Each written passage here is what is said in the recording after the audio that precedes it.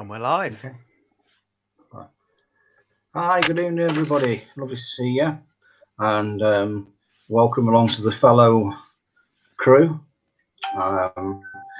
We couldn't do it without you at all, obviously. So, hi, Glynn, Carl, Christina, Graeme. So, Hiya. what are we going to talk about tonight? Hiya. How you doing? So, yes, tonight, what are we going to talk about? In fact, we're going to talk about, I think we're alone now. Actually, no, we're not. We're going to talk about...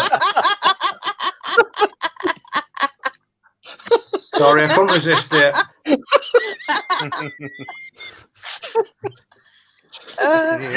Graeme finds it funny anyway. If you people can't see what's actually happened on the private chat this week, you're very, very lucky, I can tell you that. So no. Tonight we're going to talk about haunted homes and rescues. So we're going to talk about potentially what we've just done recently, myself and Glenn, and then we're going to present some evidence. We're going to get Carl, Graeme, and Christina to sort of like put their points of view and give their opinions across, really. So we've collated some evidence for you, and you find it interesting. So, Glenn, which one are we going to go for first, Maestro? Well, seeing as you've been rushing about, do you want me to go first? Give you a little breather? Yeah, please, if you don't. Yeah. Okay, please, if you don't right. mind. Okay, well, a few weeks back, we got one of our regulars on here, Megan. Hope you're watching. Hello, Megan. She contacted us because she was experiencing a lot of paranormal activity within the home. She reported knocks, bangs. There was objects being moved, and in particular, she sent a video where a light bulb had been pulled out of the ceiling light, and the light was swinging, and she caught some orbs in the video. As soon as it just happened, she managed to capture stuff. And so based upon all of the evidence that she presented to us, we decided that once it was safe to go over there, that we would go in and have a little investigation, see what we could pick up ourselves as mediums and also as investigators. And then if we needed to, clear any energy that was happening within the household. So first of all, I want to show you one of the first images that Megan sent over to us, and I'll just zoom into this.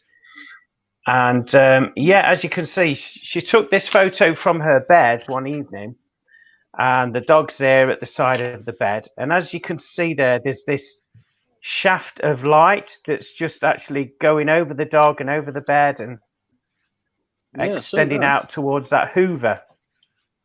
This part, I think that's the glare on the TV or the lamp there, that part. But this in particular interested me.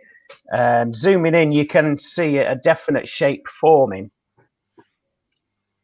And I think what we did, we've actually showed the video clip before of the light swinging and that on a previous show. So that was the first picture she sent to us.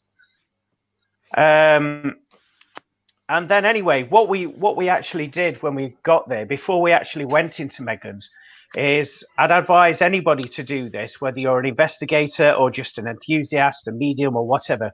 But whenever you're going into a building that you have your suspicions, this paranormal activity, I would recommend that you do a prayer of intention and ask to be placed in any energy balls of healing and protection, and just to get you prepared before you actually enter the property. So we did that before entering, and upon entering, we did feel a strong energy within the building. It felt like heaviness, a heavy pressure on the shoulders, and like a headache was coming on straight away, just literally walking in.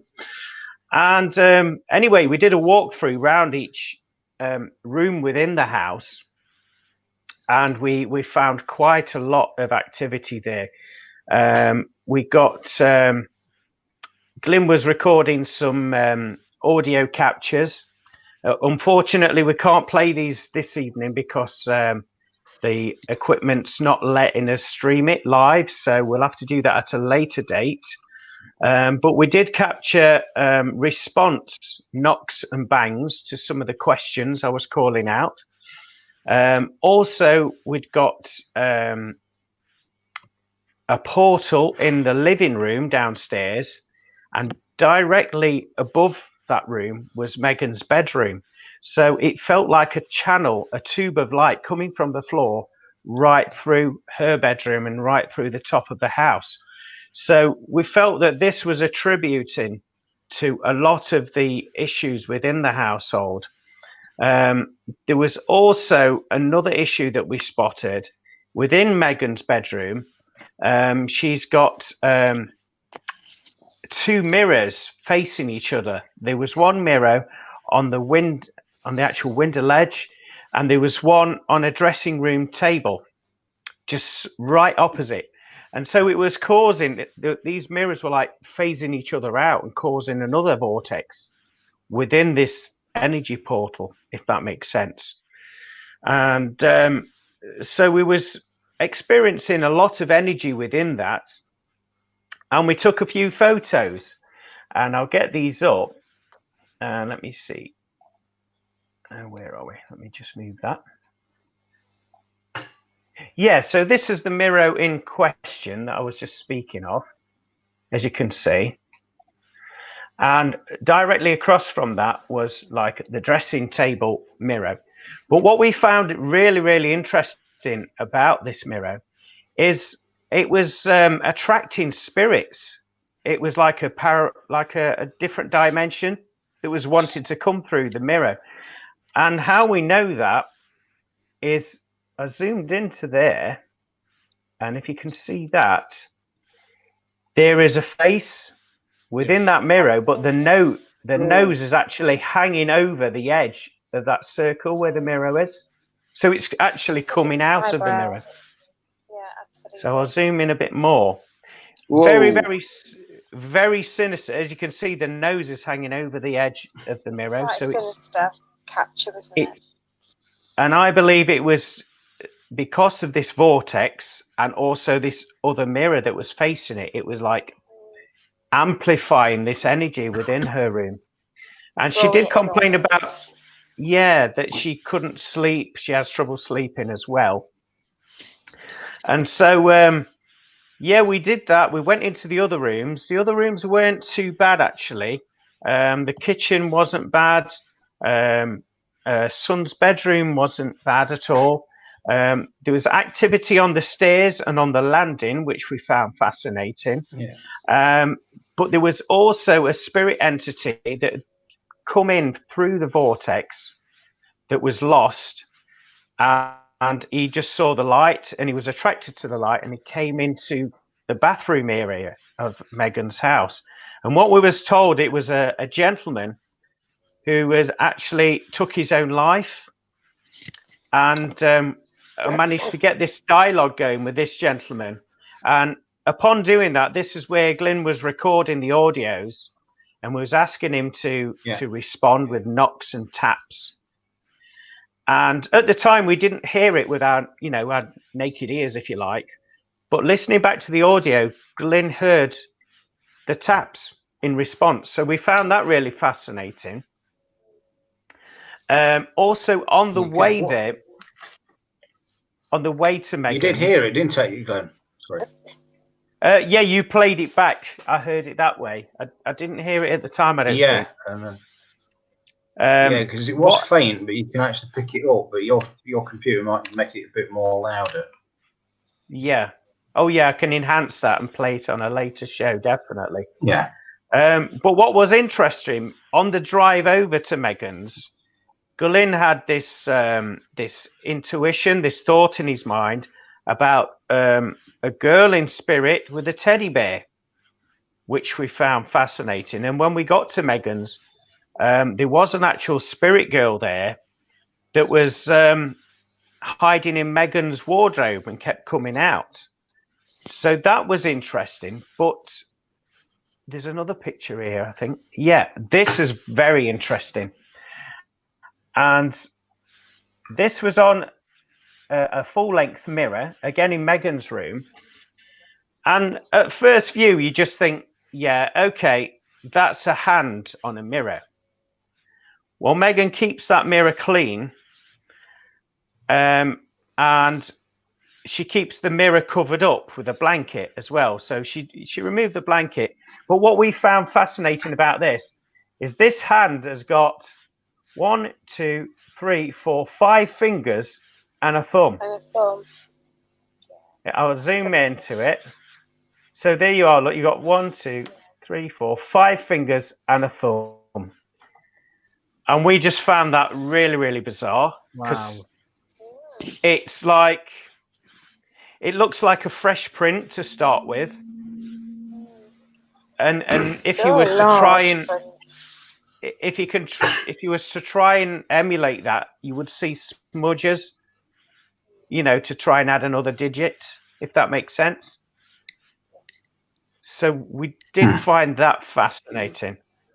A very interesting case, indeed. We did have to do some cleansing rituals there. We said some prayers and we called in the archangels and the Band of Mercy to come in and close the portal down, which was in the living room. There was also a gentleman that used to actually use the land where the house was built on prior to it being a house. And he was like a farmer character from what I remember. And he was on the stairs and he was quite abusive towards me. He was swearing, you know, effing and jeffing. And he took some moving over. But after we did all this sort of the spiritual cleanse, I was inspired to go around every area within the house with sage, smudging each room and each cubby hole. And then I went round with blessed water as well. Because of the sort of amount of activity that was experienced there, and because the distance where Megan is from us, you know, we felt it was wise to do that as well, to add that extra protection there for her. But there's another photograph, and I think this is the final one that I've got from Megan's tonight. And upon us leaving, I think it was the day later or the day after, Megan captured this on her phone. And this is fascinating. Yeah. Let me just move this down. And what this is, Wow. I don't know if you can see that, but to us, when we've analysed it, it looks very much like a little girl in a white nightie with like mousy blonde hair walking down the stairs. And she just captured that. She just had a sensation, a feeling that there was something on the stairs and just took that photo. And I think that's fascinating. And we was told while we was there that there was a girl, like I mentioned, I think she gave the name of Jenny, a spirit girl. And she was attuned to Megan, and because she liked her energy. And so she asked Megan's permission if she could come and visit Megan every now and again with her permission. And Megan says, yes, that's fine, not a problem. And so I feel as though this is that very same girl who we spoke to whilst we was there. So yeah, Glynn, have you got anything to add about your accounts? Yeah, I remember. I had actually forgot that you had mentioned to you about that. With sort of like the picking up on the girl. I had actually forgot about that, but you now reminded me, so thanks for that. But picking up that photograph there that Megan took, Yeah. If you remember right, when we were first sort of like chatting about the situation, I got my back to the stairs and I could feel like tickling on my neck. Yeah. And also, as you were going up the stairs, that was about the third step when you felt like a lot of energy. you could feel a lot of energy going off there. I think if memory serves me right, that's where that farmer was. Oh, Megan has just commented. She says, "Yeah, I gave the name of Derek on the stairs there. I just put a comment up. Let's see if it'll come up. Yeah, Derek is still here, so he's still there. He's the farmer that was swearing at me and was reluctant to leave. So he's still there. So sorry, Glynn, you carry on. Megan, is he paying any rent? Are you charging Derek rent now, Megan?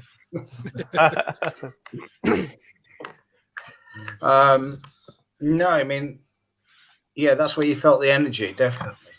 I know I definitely heard the knocks in the bathroom when you were communicating with the gentleman. But what I did think was, I think if we could ever get her out, and because I know she's watching now, if we could ever get Megan out, I think she'd be fantastic on the investigation, because I've never known anybody to be so calm when we're investigating the house about anything that's happened. Yeah. She was fantastic. Yeah. So if you're still watching, Megan, we will get you out on an investigation one day. I think you make a good one. Oh, she's just commented. She is watching. She's just said, yeah, he tried tripping me down the stairs, the little bugger. And that's not me, that's Derek.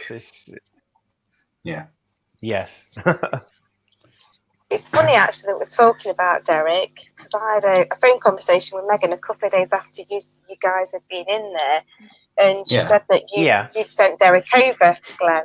And I said to her at the time, he's hanging about, he's not gone. And it's funny, I was trying to advise Megan on things, and they were just clattering and banging down the phone. And then the minute we both stopped talking, it went deadly quiet, like, I'm not doing anything. But whenever we spoke, there was crashes and bangs, like he was desperately trying to stop me from advising her to do anything. He didn't want her to have any help at all, did he? The swine. He was very abusive with his language towards me, and he's not too pleasant, is he? Quite an arrogant spirit. Yes, that's true.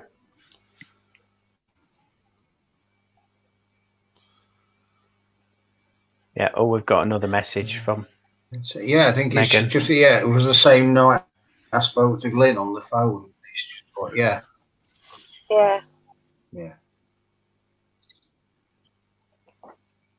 Yeah, so it's a very active place, and it sounds like, I'm glad that this doesn't affect Megan and she's quite relaxed about it.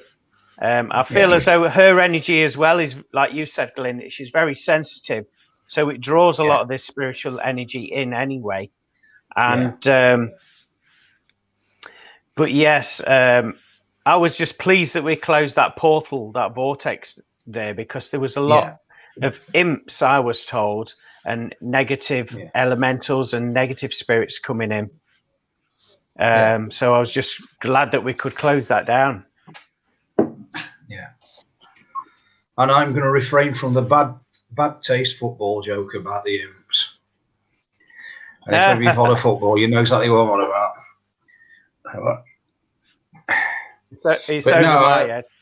I know it is. I know it is. If you are still that bothered, the imps is a nickname of Lincoln City. I didn't know. So it's not too far away. Yeah. Oh, Megan's just reminded you here, Glynn. Oh, you had the child down the phone too. Oh yes, I did. I remember now. No, I was talking to her because she were talking about what had gone off and hearing knockings and stuff like that. And I genuinely thought that there was somebody else in her house with her.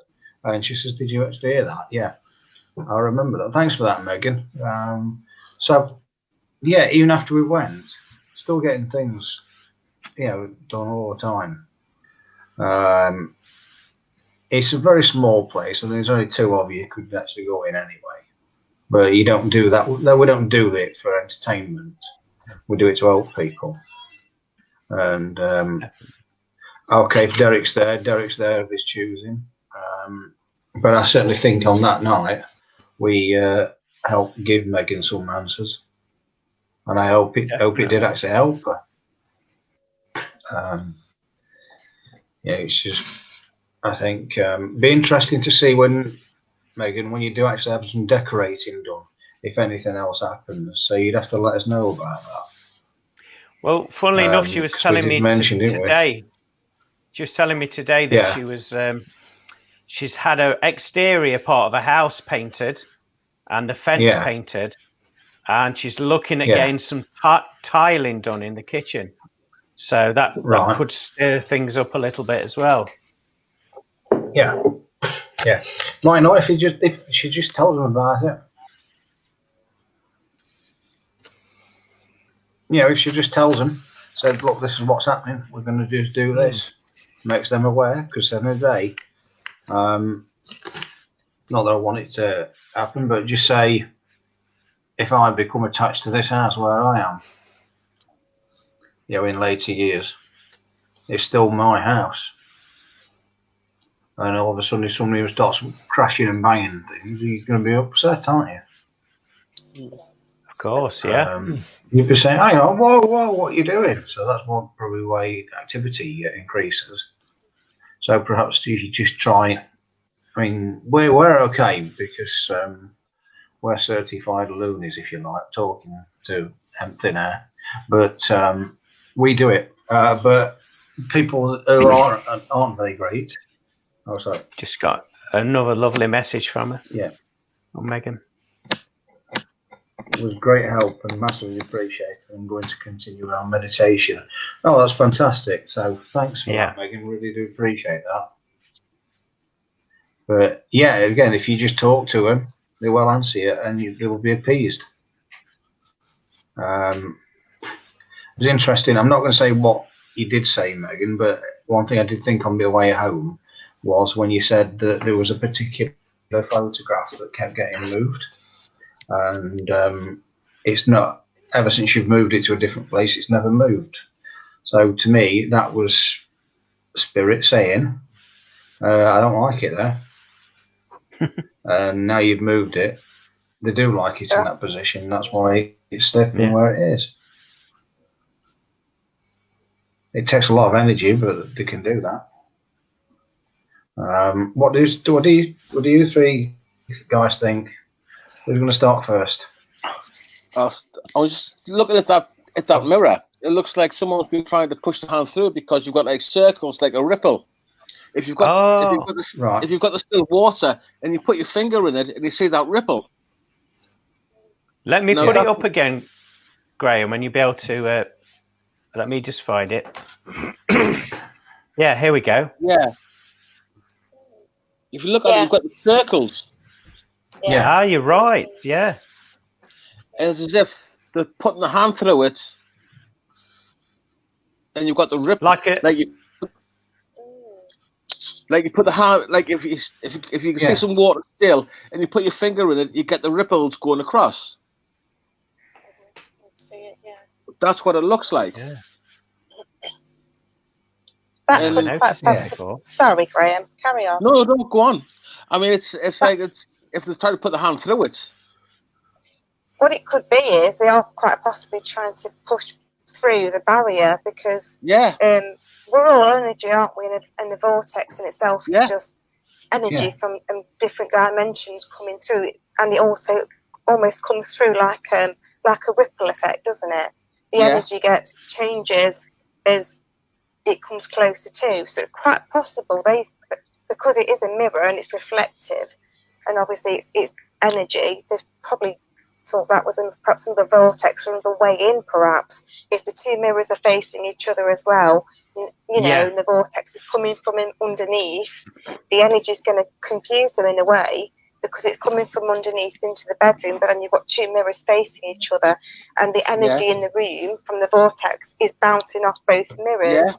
So it could quite be that they're trying to almost climb out of it. Yeah. And another route through the vortex, perhaps they were thinking, and that's why. Because obviously reflections Yeah, two mirrors facing each other are like rippled energy anyway. Yeah. They're sort of polar opposites, aren't they? Which is basically a negative and a positive ion, which is what energy is anyway. So, from a scientific point of view, it's almost like they're trying to push through. Yeah.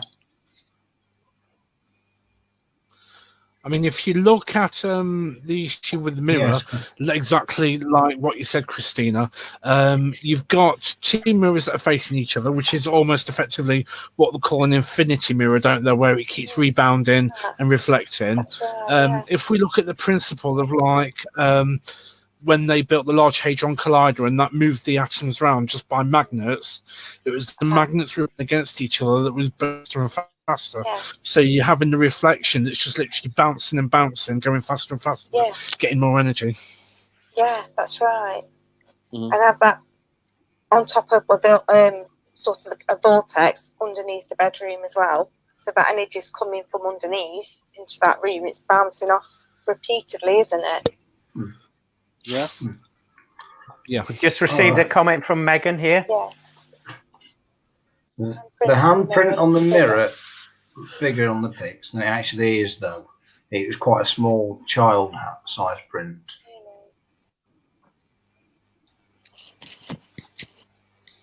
But it could quite possibly still be a child trying to come through. It's a good observation, though, that was, Graeme. Thank you. Yeah. I mean, I think it's that little girl that likes to visit Megan. Yeah. That's the feeling. That's the feeling I'm getting. That's what I'm sensing. It's the little girl that comes to visit her. Do you know what's just sprung to mind? If you don't mind me just saying, do you know it looks like 5 fingers and a thumb, but it's quite small? Yeah. Could it possibly be linking with what you've just said, Graeme? That the little girl, Jenny, is against the mirror with her hand, and there's another child trying to push from behind the mirror, which is why there's an extra finger. Yeah. Yeah, that just sprung to mind when you said that. I totally agree with that. You've got like one hand print there, then you've got like another one. Yeah, that's right. Possibly it's Jenny on one side and another child trying to push through on the other side. Can't quite physically get there. Exactly. So it's just an extra finger. Well, that spirit child, Jenny, when I was having the dialogue with her, she was shouting mummy, and she had lost her mum, and she couldn't find her way to get to her mum. But she was drawn to Megan's energy, you see, as well. And so we helped her go over to her mum. But before we did that, she says, Mister, can I still come and visit Megan? Because I like Megan. And so I posed that question to Megan, and she said it was fine. And that would sort of go in line with what you're saying with it looks like someone pushing against the mirror to try and get through it. So that could have been her going towards the light to try and find her mum. It could actually, yeah. That's right. We have more confirmation from Megan as well there. 2 girls. Well, that's just confirmed it. Just the girl on the stairs. Oh, that's wonderful. You've got a very maternal. You've got a very maternal energy there, Megan, haven't you? So you know, any child that's lost a parent and can't find the parent are going to come to you for sort of protection and like a motherly energy that you've got around you anyway. They're going to be drawn to you, which is beautiful in itself, and obviously you don't mind, which is wonderful. So it's probably, you're a bit like Mary Poppins of children from the spirit world. Yeah, I get the sense that the 2 girls are there to protect her. They're protecting her from this other person that's there. I feel they do protect her, but I feel they actually protect her, but they actually almost love her. It's like a mother-daughter bond. Yeah. That's sort of being formed there. But I think this will happen more and more and more. I think Megan will end up with quite a house full of spirit children just running around, enjoying the time. I really, really do. Yeah, and I don't think Megan's going to mind at all. I think she quite likes it. So I do. I think spiritual nursery. Yeah, that's right. She's like Mary Poppins. Yeah, why not? Children, you know. I don't think the children are going to be bad. I think it's going to be a good thing. The children are beautiful. The children are absolutely adorable. There wasn't a bad bone in them when they were alive. There certainly isn't now. They're all good. They love coming in and out, and they love. Yeah, they might do mischievous things, but it's only fun. I almost feel as well that with these little girls, they're forming a bond with Megan because she possibly wants a little girl. She wants that little feminine energy around her, and that's why also it's a two-way sort of love in a way, isn't it? Because they love being around her. She makes them feel safe and loved, but on the opposite way round, it's actually healing Megan as well from wanting a little girl.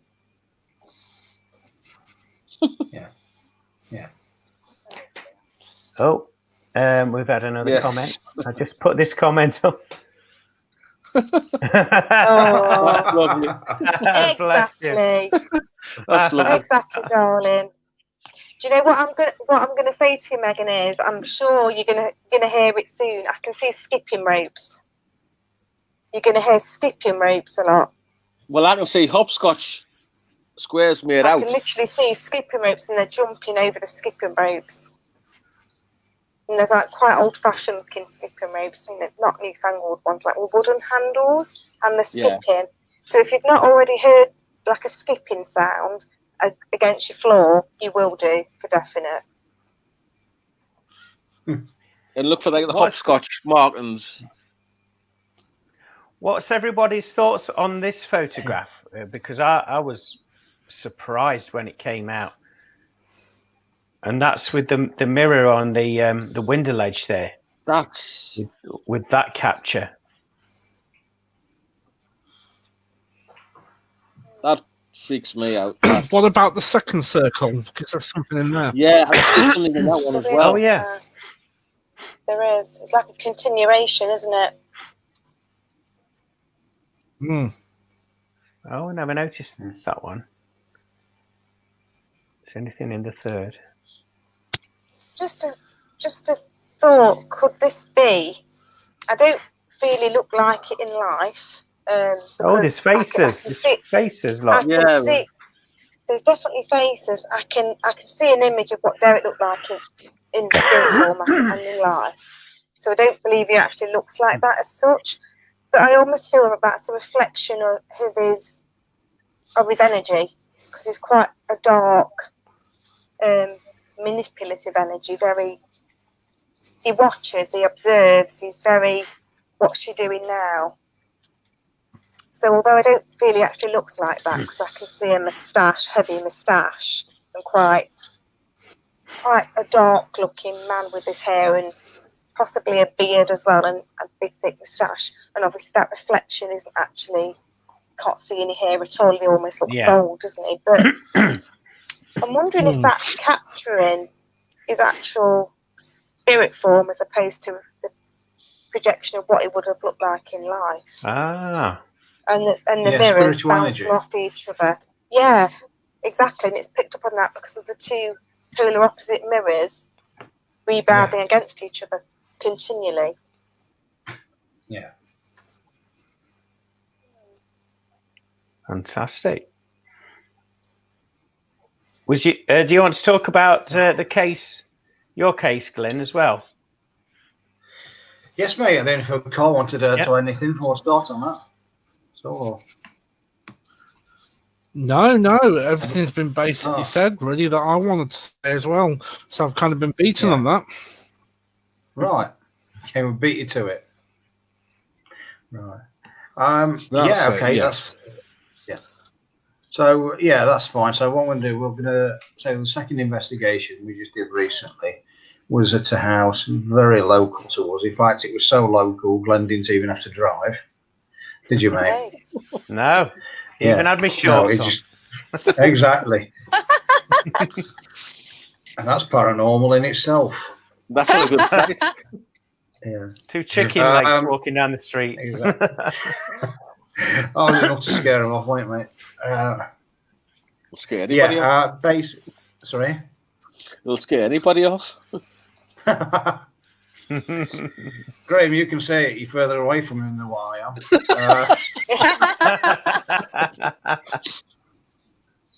Yeah, basically the backstory to this investigation was that I got a very good friend, a very close friend, and her son was having issues in the room where he was, particularly in the bedroom where he was renting, and to such an extent where he refused to even go in there at all. Him and his girlfriend just completely refused to go in, and because they heard what I thought was groans, grunting sounds at night underneath, scratches on the ceiling, all they're hearing voices, everything like that, and also what frightened the living daylights out of the person was seeing what can only be described as, well, a very negative dark entity around the television area when he actually woke up from sleep.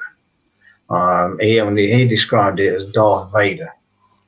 It wasn't him, because he was from a galaxy a long time ago, far, far away. Far, far away. Yeah. Far away. Yeah. Just over there. But yeah, so it wasn't him. But that's the only way you could describe it. That it was very dark, very black, and it frightened the living daylights out of him so much that he actually picked the phone up and started crying and said, "Look, I can't cope in this anymore. Can you fetch me?"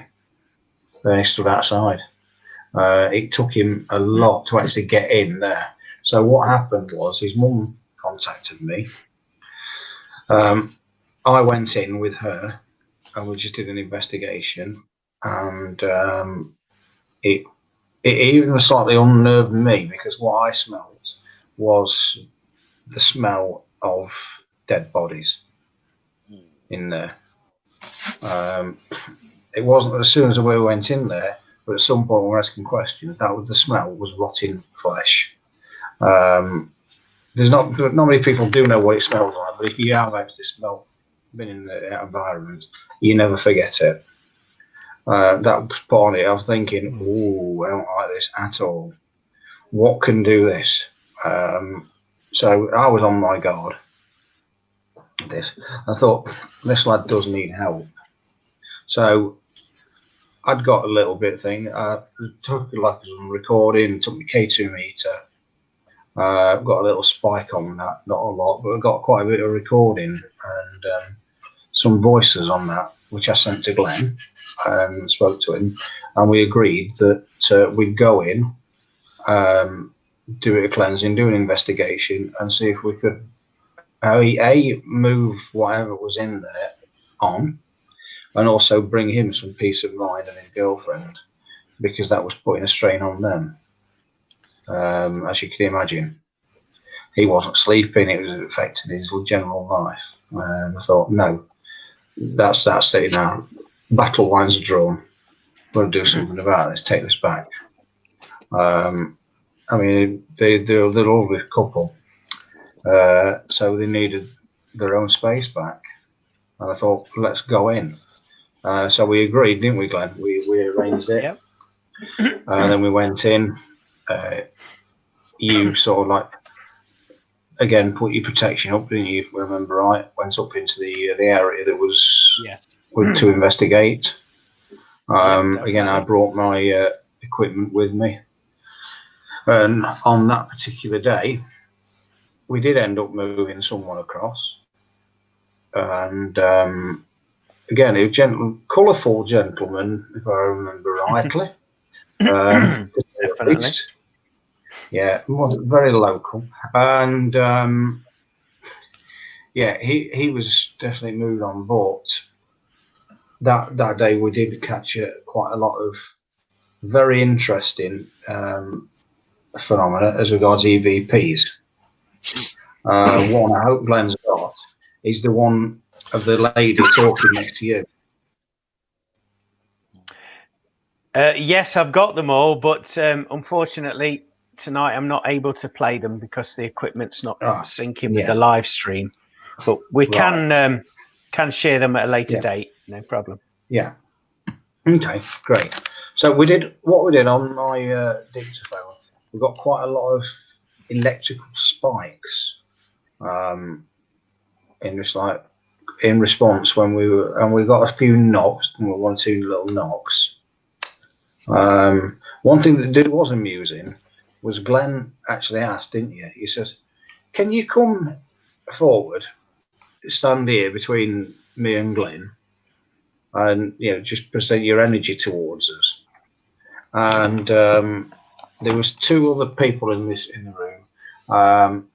It wasn't them 2, but there's a woman's voice said, "We've done it twice."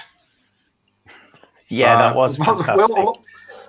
We looked at each other like, what? Clear as day, wasn't it? That was not one of us. It was right next to the dictaphone, and that was nowhere near anybody else in the room. I know 2 women were in the room, but it definitely wasn't them. Yeah, Glenn says, "Can you come over here? We've done it twice." It's just like that.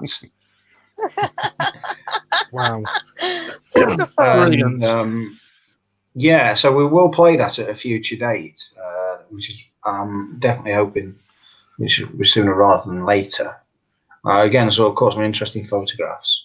And also, if I remember right, you said the gentleman you were sending over said you were trying to talk him over and said, try and use all our energies, and you got a man's groan. You went, oh. Yeah, that's right, on the EVP. Yeah. Yeah. Yeah. And he wasn't happy about moving over them, was he? Doesn't sound no, he wasn't. No. I mean, he was still popping down the pub, I think, every day. It was a little bit more about frightened. Yeah, I mean, he was a lovely gentleman. He was local to Mansfield. He had the Mansfield dialect, and he had the Mansfield banter as well. And he liked to let a few swear words out now and again, which is captured on the on the EVPs and everything. But what we found interesting, once we got some dialogue running with this gentleman, is we got to find out what this smell that everybody was smelling was. And he'd actually passed away downstairs in that building and was left undetected for 3 weeks. He was left on his side. And also he was a loner, and so family didn't come round. So no one knew he'd gone. He had a few mental health issues as well, and he was self-medicating with alcohol. So he became an alcoholic by trying to calm his thoughts down. And so while I was channeling him, I did feel like I was a little bit inebriated because of his energy, if that makes sense. And which was quite strange. But yeah, he was a lovely, colourful character. And when we was moving him over, if I remember rightly, Glynn, we asked him to move close to us to prove that he was there, for evidence to everyone in the room. And as he drew closer, we could smell like body odor, like BO. And then he said, sweat. Yeah, I remember him saying to me, he says, "I do apologise, I do pong a little bit." And I says, well, I remember saying to him, well, you do realise you can smell exactly how you want to smell.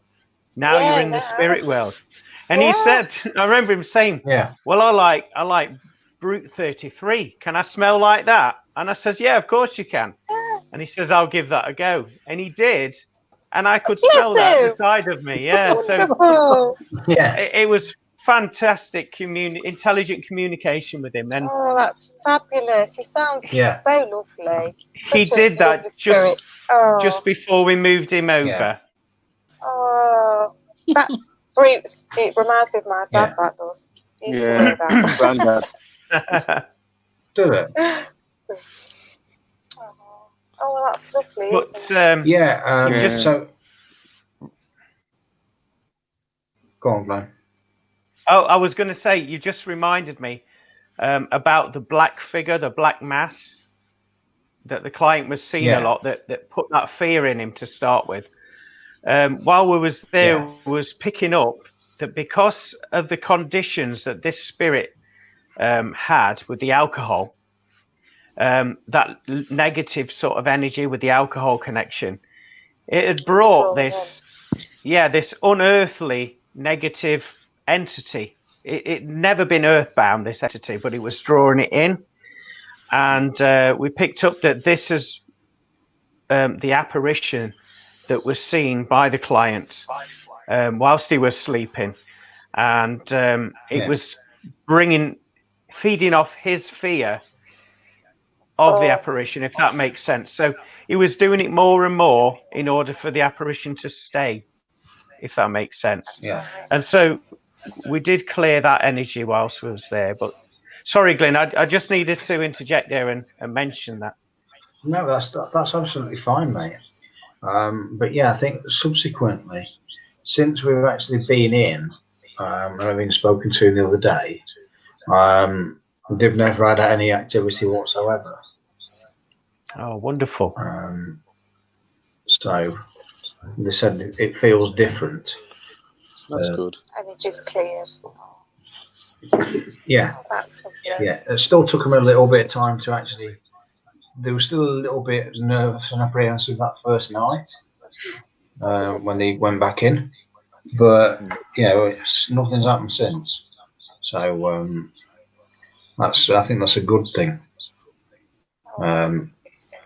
I think, but that goes to say, I mean, on a future one, I did take some photographs from another investigation. It's a cottage where a little boy was saying he'd got activity, he'd got stuff going off in his bedroom, and he couldn't sleep. And he's saying, "This man keeps pestering me." And his mum's like trying to calm him down and say, "Yeah, okay, yeah," thinking he's sort of like imagining things because he's got a good imagination. So, and he said, "Oh, he's here. He's here." So anyway, what she did was just took a photograph. She thought, "Oh yeah, I'll take a photo of him," and she did.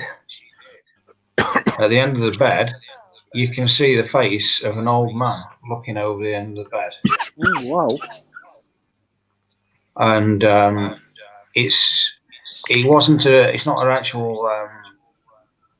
How do I phrase this? It's not something that was just like a picture you can make it out of, not like a pareidolia. It's actually in the negatives as well.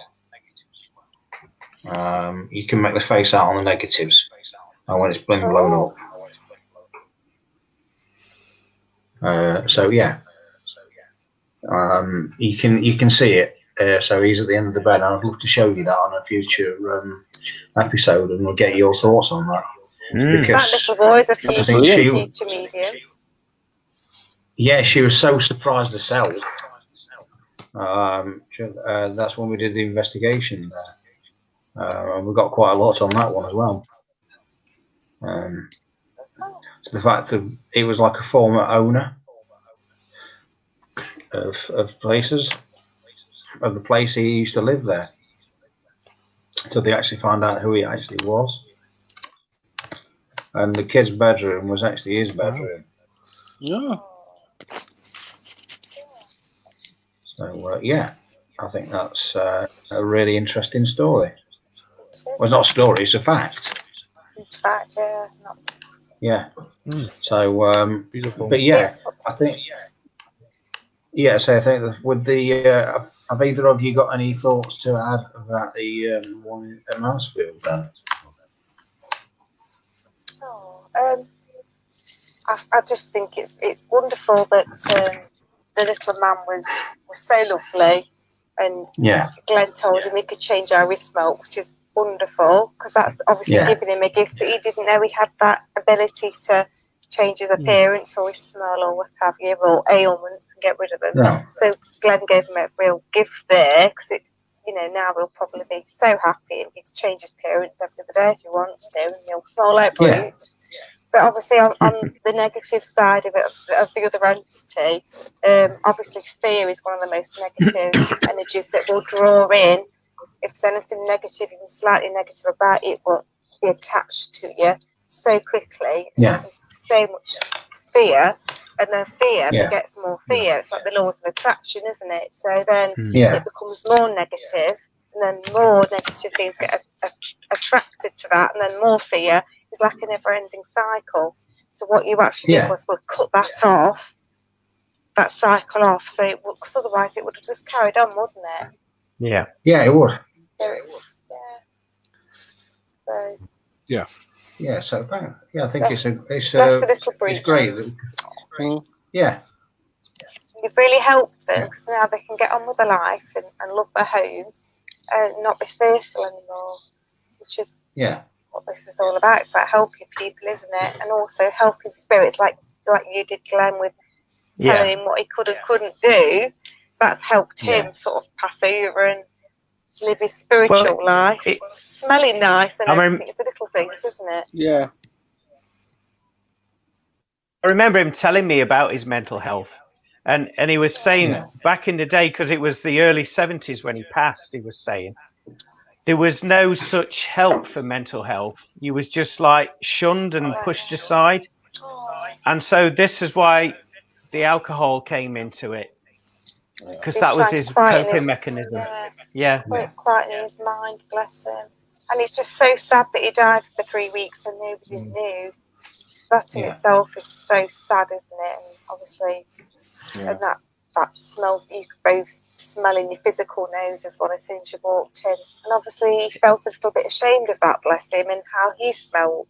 So it was so lovely that you could tell him you don't have to smell that way anymore. You can smell however you want to smell, which is amazing and lovely. But it's so different nowadays with people with mental health. They can get help, but like you said, back then, you know, went to a doctor or something like that, they probably would have just laughed at him and just, you know, pushed him away and said, you know, get on with your life.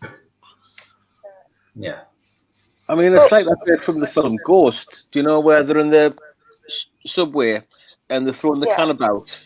Yeah. It's very similar to that, where Glenn can say you can spell however you want. Yeah. And he's come back smelling of Groot instead of Bayeux, where like in the film Ghost, he's managed to flick the can. So one question, obviously, Glynn, I don't think you could actually answer it properly anyway, because obviously of confidentiality. But it'd just be interesting to find out. Obviously, you couldn't say either way anyway, but just from a different point of view, whether you know how the old guy had the mental health issues, whether the couple that lived there actually picked up on that energy of the mental health issues, and whether they actually started to feel like they had mental health issues themselves. Obviously, yes, it's a very good question, and I'm going to come back at exactly what you say. Confidentiality on that one. Of course, you can't say I do know a little bit more about the backstory. I know more than Glenn anyway. I'm not the backstory to it. But it's interesting that you maybe come up with that point. So it's a valid point. Quite interesting that you come up with that. And really, I think on that call is probably about all I can say on that. Of course, yeah. Of course. Absolutely. Yeah. But no, it's very interesting. So thanks for pointing that out to us. You don't. But they're happy. So to me and Glenn, job well done. We've done a job well done. You've helped somebody, and our other top fan, she's messaged about 10 times tonight, hasn't she? Just saying that she greatly appreciated us coming, and it helped massively. Yeah. So that's why we do it. I can't afford to sort of like pack my job up and go investigating 24/7, as a permanent job. I mean, that'd be an amazing job. It'd be great if you could. It would, wouldn't Yeah. it? Yeah, it'd be great if I could. Yeah, but I've not got a contract with Sky to go on the TV channel yet. But yet. Yeah, we'll think positively. Yeah, but no, we don't do it that, and neither do we charge when we give readings or anything like that, because it's a gift. Why should you charge for a gift? So I believe. Yeah, you've got an ability, you've got a gift, so to help people. So why not do it? Why not help them? Yeah, makes you feel good, doesn't it? Yeah, I mean, I've found as well. People say before you go into investigation, you'll probably back me up on this, Glenn. That they'll say you'll think I'm mad. Yeah, and it's taken them ages to actually approach somebody, and they'll think. Yeah, you'll probably laugh at me when I tell you this, but when you don't laugh at them, they sort of like think, And when you actually listen to them, listen to them at face value, then I think they're very appreciative of that, and I think that helps them in a way. Even you just listening, taking the time out to actually listen, and give them everything. So you're validating them, aren't you? You're validating how they feel, because perhaps they've held that in for so long they didn't think they could. Yeah. And you listen. Yeah. And they, it's like a weight lifted, because they know that somebody believes what they're saying is true, and then it just makes the world of difference to their actual everyday life. Yeah, it does. I think if we can help them, that's an amazing thing. If we don't get anything, it's like investigations. When we go to people's houses, or what they do with ones that we pay for at night. If we don't get anything, we don't get anything. But I don't dispute what people say. I take people to listen all day because they live in that house all the time. I've perhaps gone in for an hour and a half or 2 hours. So, yeah. If something doesn't happen then, it doesn't happen then. But I take them, and I think, if you like, psychologists, if you like, and counsellors, because if sometimes I've found that even just listening to people, it's actually helped them. Do you know when I started my spiritual path, the medium that was helping me, he said to me, you ought to get some psychology and philosophy books out. And I was like, at the library, and I was like, why? And he was like, because it's such a valuable tool if you've read up on psychology and philosophy and everything else. It all ties into spirituality. And at the time, I thought, obviously when I was first starting out, I thought, how can I tie in all these library books into spirituality? But in actual fact, you can. It kind of ties up a lot of loose ends that you perhaps wouldn't have thought of before, and it opens your mind. And so there's definite links. So absolutely. Yeah. I think as well as psychology, I think that's a big thing there, because when you do investigations, particularly if you go on paid nights out with certain companies, and we're not mentioning any names on here. If you go out on an investigation, and anybody's done this, the medium will throw themselves about, say there's a demon in the basement and that sort of thing. But the point I'm getting at is they'll go around and tell people beforehand there's been a woman in white or a headless bloke stood at the bottom of these stairs, and you can guarantee somebody will see it during the night, because it's already imprinted in your mind. In your mind, isn't it? Yeah. But it's like that at home as well. At homes, when people say, "Oh, something's happened to me on these stairs, just around here," and it might not have happened to these other people before. It might just happen to the one. But because it's imprinted in that other person's mind, they might start experiencing something then. Yeah. I mean, on that subject, there's a theory sort of linking spirituality and the brain and everything together with philosophy. Yeah. Every thought we have, before we've actually had that thought, we actually have to agree to have that thought in our head. So it also ties in with what you're saying, Glynn, because once you're told something, you've got to agree in your mind whether you believe it or not. So that would also possibly make you feel or see that, irrespective of whether you actually would otherwise if you didn't know about it. But that little imprint's already there, and before you've even realised it, you've actually agreed with it or disagreed with it before you actually go in. Yeah. The brain's a powerful thing, isn't it? It is. Very. Glenn, have you had any comments, mate? Any more comments from Megan or anybody else? We've had some. Oh yeah, we've had a couple actually. I don't know who this Facebook user is. Oh, that one is it's called Susie Sunshine. Oh yes, that's one of my family friends. Yep. Hi Susie. That's a lovely name. Oh, that's a wonderful name. I love your name. That's fabulous. Right, yeah, so lovely that the gentleman's at peace now. Poor fella, hopefully his mind is better too. Yeah, hopefully. I think he's loving his existence now, bless him. And with his brute and everything. Another one.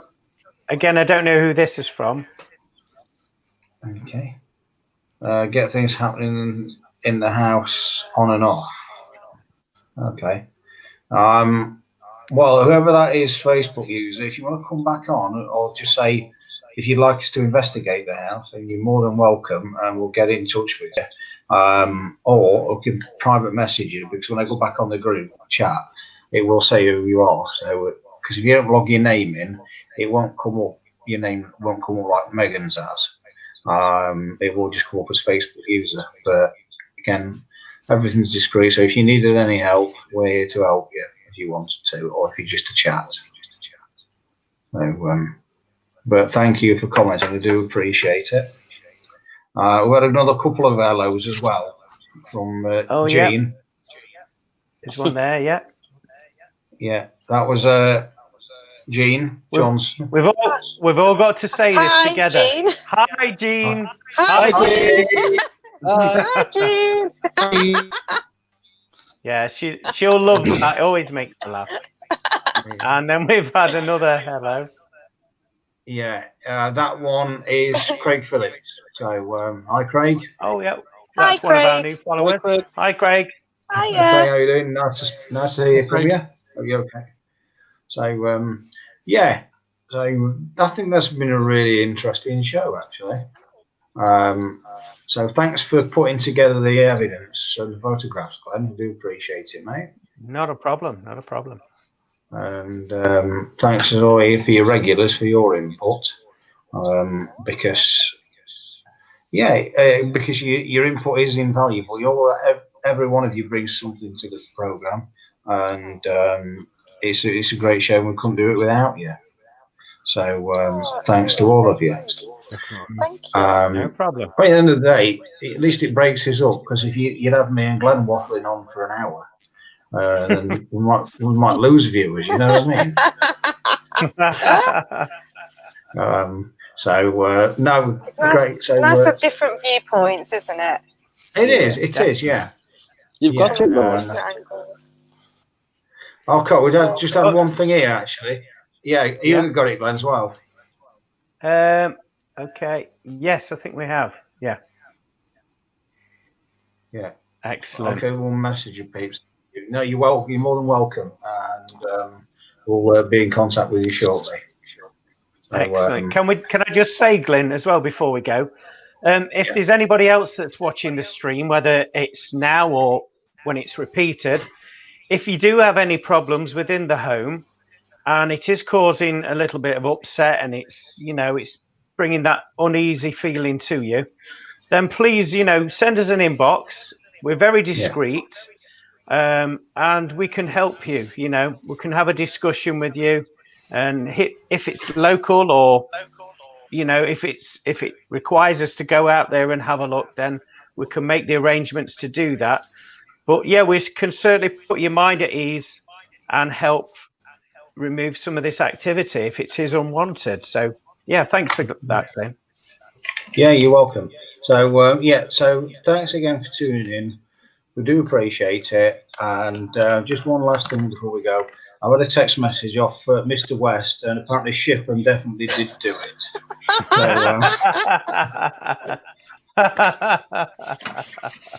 Did we try his tuna mayo? Yes, it's fishylicious. So, Fishylicious. That was a bloater paste that was fishylicious. On that note, nice light laugh to finish off with. So on that note, do appreciate you watching. So thanks a lot, everybody. Take care and goodbye. Bye everyone. Bye. Bye. Bye, everyone.